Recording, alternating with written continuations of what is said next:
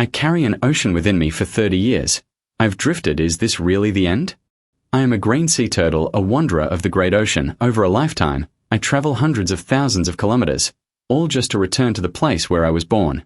From darkness to light, from loneliness back to home, from my mother to my grandmother, every generation walks the same path. This is Rain Island, off northeastern Australia. A 1,000-year oceanic journey is about to begin. The beach seems empty, but beneath the sand, countless lives have long since awakened. 2 months ago, Mother buried me in the sandbed, then turned and swam back to the sea. In the waiting dark, I made a promise for the future with hundreds of brothers and sisters. Until the rain woke the afternoon, a collective stir rose from the sand. Our long-slumbering promise finally broke through the earth. We lifted our heads as one, using our front flippers, still sticky with egg fluid, to dig. This was no random struggle. It was the first act of cooperation in our lives. I pulled you, you pushed it. 30 centimeters of sand, not too thick, yet not too thin. It was the world's first test. So this is life's first lesson. Its name is we. The sea breeze brings blessings, but also the reapers of the sky. The sand is not a world of freedom, but a dangerous battlefield of life and death. Yellow-billed kites, crocodiles, sand crabs, they lurk in the shadows waiting for their chance. This 100-meter stretch became the first arena of fate in our lives. Shadows flashed overhead again and again, companions vanished one by one. They never felt the warmth of the ocean before dying, victims of a 1 in 1,000 chance. The later we left, the more predators loomed above. I summoned my courage, taking my first unsteady steps. This was a gamble with life. The gentle wind was my only guide, the cold waves my ultimate reward. The destination was within sight, yet felt so far away. Every lucky escape brought me closer to the sea. All around were thousands sharing the same fate.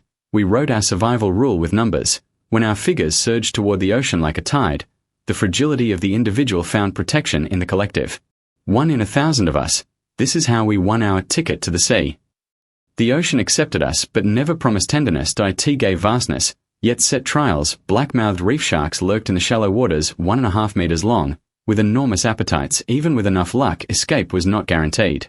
I thrashed my flippers desperately. A swordtail shark churned the currents, throwing me off balance. Predators know no mercy, nor do they give a moment to catch one's breath.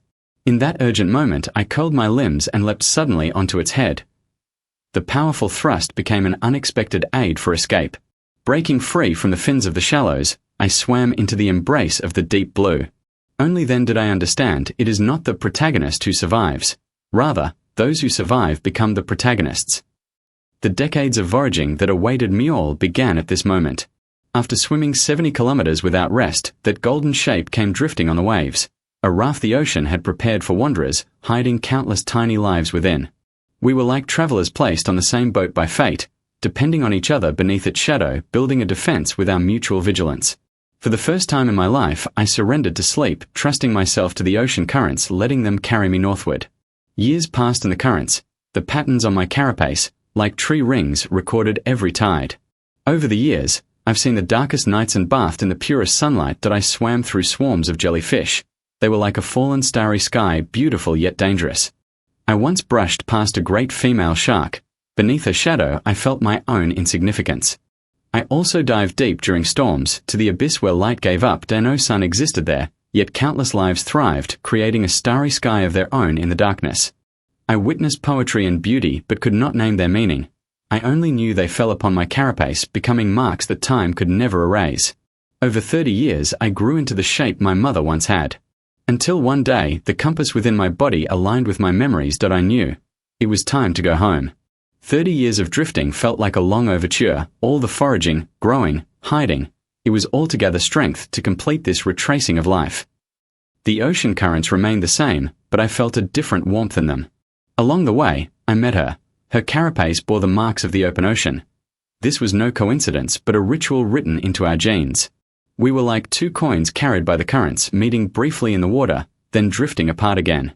Love for green sea turtles is not bound to days and nights. Instead, we weave our lives into the ocean currents. 1,600 kilometers, traveled day and night, paid for with our lives. Exhaustion was carved into my shell, yet my direction never wavered. In the waters near the destination, I was no longer alone. Thousands of fellow expectant mothers gathered from all directions, swimming beside me. We carried our weathered bodies, shouldering this mission together.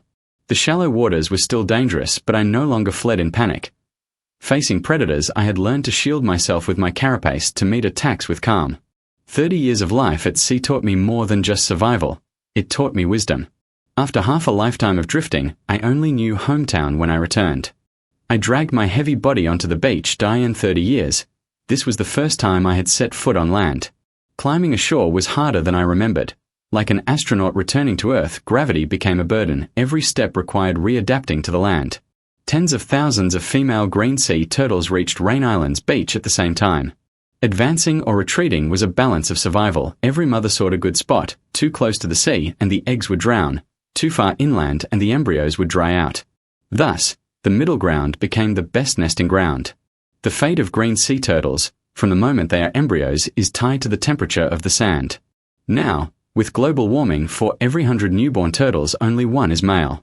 This means most female turtles will struggle to reproduce. The lifeline of the colony is breaking. But these mothers, they have done all they can. All they can do is bury the flames of life in the right damp sand. As for whether those flames will sprout, they can only leave it to the wind and rain, leave it to fate. I crawled, dragging my heavy body, taking every step with caution, for one misstep could crush a mother's future. Finally, on a slope where my mother might once have stopped, I began to dig with my hind flippers. When the pear-shaped nest appeared beneath the moonlight, I felt the live stir inside my body. One by one, the eggs, coated in mucus, slid into the sand like smooth ping-pong balls. There, within them, was my DNA, a continuation from a stranger's mate, and the trust of the entire ocean. In this moment, I understood the meaning of cycles, that I was not passing on life. I was returning it. Returning the courage the ocean gave me, the warmth the sand grains stored, the patience the tides taught me, all returned to the future.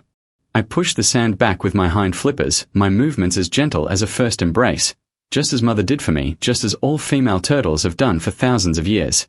Burying the nest was the final goodbye. When I smoothed the last trace, the morning sun had gilded the sky's edges. I had to hurry back to the SEA as the sun rose higher. I could be scorched to death. But the journey back was even harder. Post-birth weakness, combined with rising body temperature, made every step feel like treading on knife blades. Heat shimmered above the sand. This place, which had nurtured life just hours before, had now become an endless purgatory. Every year, nearly 2,000 female turtles collapse from heat exhaustion here, never to leave. The sand still bore the indentations of mother's footprints. When I was young, I did not understand a parent's devotion. Only when my body ached did I know the weight of nurturing. Only in this moment did I realize how much sacrifice was hidden in these struggling crawls. The tide had receded. Rocky reefs lay ahead. Many lives had become stranded there. My rising body temperature forced me to keep going. 10 meters more, and I'll be home. Just hold on a little longer.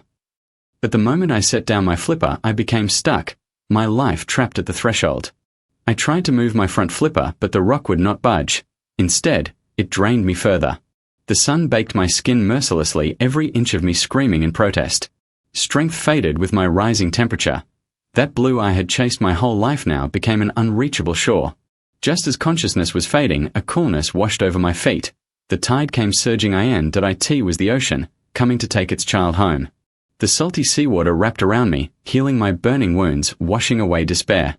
Pushed by this familiar embrace, I slowly slid back into the ocean. It had given me everything, yet now asked me to return everything. I came as an ignorant egg. I would leave as a soul in a shell. From sand I came, to sand I would return. Carrying the color of the sea on my back in the 1,000-mile currents, guarding this fragile legacy. This is the life of a green sea turtle.